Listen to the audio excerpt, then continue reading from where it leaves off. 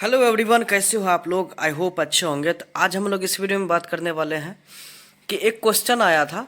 ठीक है, क्वेश्चन पूछा था आइसोलेटेड सॉल्व। तो हमसे क्वेश्चन पूछा ये कि देखिए भैया, मेरे एबीपीएम पोस्ट पर सिलेक्शन हुआ है, बीपीएम नहीं है, तो मुझे बीपीएम पोस्ट का काम करने का एक्स्ट्रा सैलरी मिलेगा क्या, या मैं ज्वाइन ही नहीं करूं। ठीक है, बोल रहा है जल्दी से बताने के लिए। तो देखिए, हम अभी बिजी हैं, इसी वजह से हम जल्दी रिप्लाई नहीं किए हैं। अभी वीडियो भी नहीं आ रहा होगा, आप लोग देख ही रहे होंगे।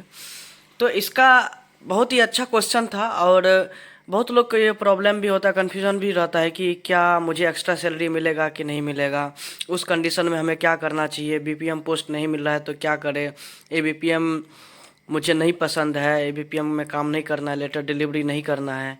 तो वो सब चीज़ की वजह से लोग ज्वाइन नहीं करना चाहता है, सोचता है बीपीएम पोस्ट मिलेगा तब ज्वाइनिंग लेंगे।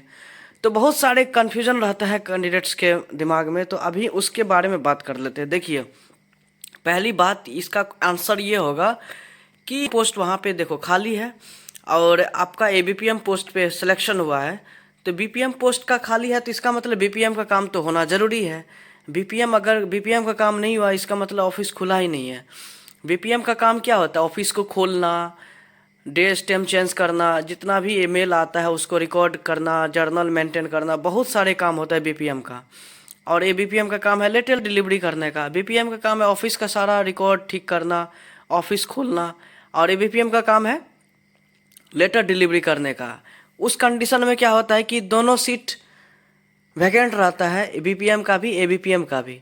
तो बीपीएम में सिलेक्शन मान लेते हैं किसी का नहीं हुआ, या ऐसे ही वैकेंट रह गया, एबीपीएम में किसी का सिलेक्शन हुआ, उस कंडीशन में क्या होगा कि एबीपीएम को ही बीपीएम का चार्ज लेना होता है।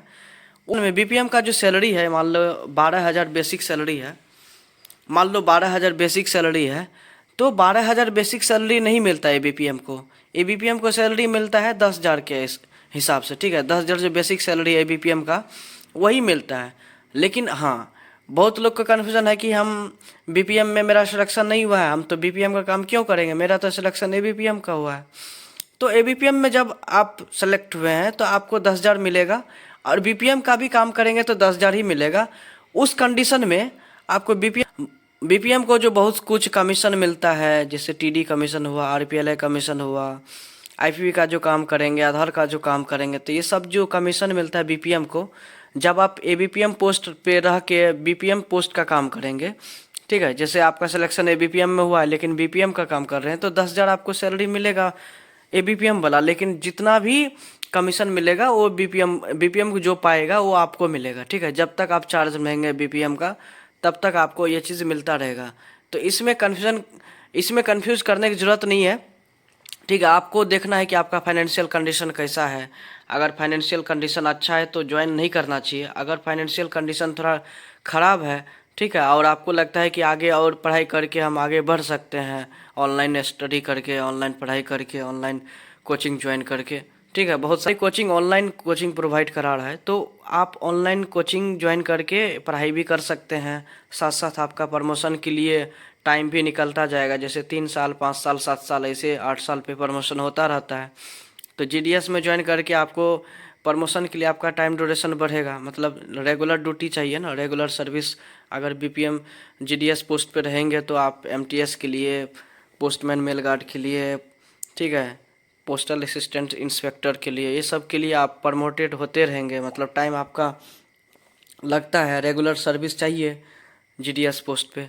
तो इसके लिए आपको ज्वाइन करना चाहिए, मतलब प्रमोशन अगर लेना चाहते हैं तो आपको ज्वाइन करना चाहिए। ठीक है, कि ये बीपीएम पोस्ट है लेकिन बीपीएम का चार्ज मिला है तो क्या हो गया, आपको तो बहुत सारे इंसेंटिव मिलेगा, कमीशन मिलेगा, तो इससे आपका फ़ायदा ही होगा, क्योंकि बीपीएम पोस्ट बहुत जल्दी मिलता नहीं है।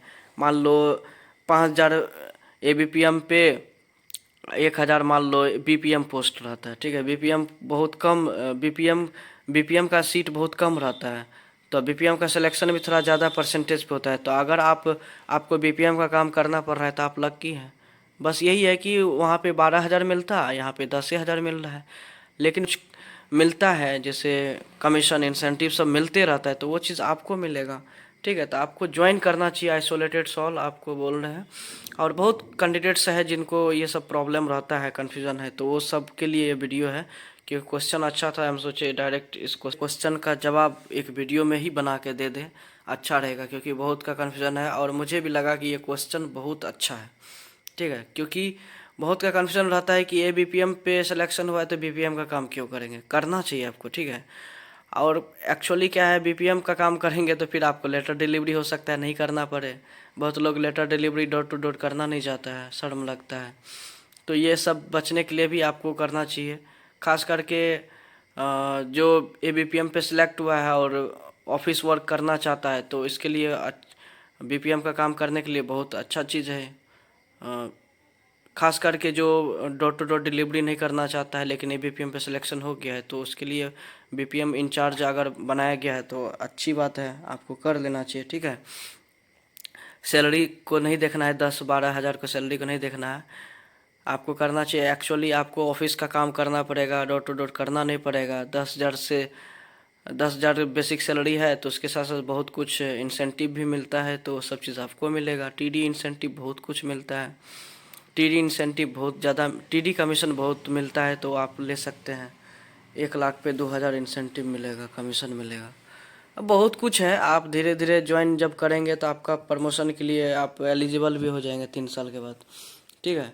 तो ये अच्छा चीज़ है, हरासमेंट भी नहीं होगा, बहुत कुछ है। बस आपका फाइनेंशियल कंडीशन अच्छा है कि बुरा है ये देखना होगा, आपका फाइनेंशियल कंडीशन कैसा है घर का।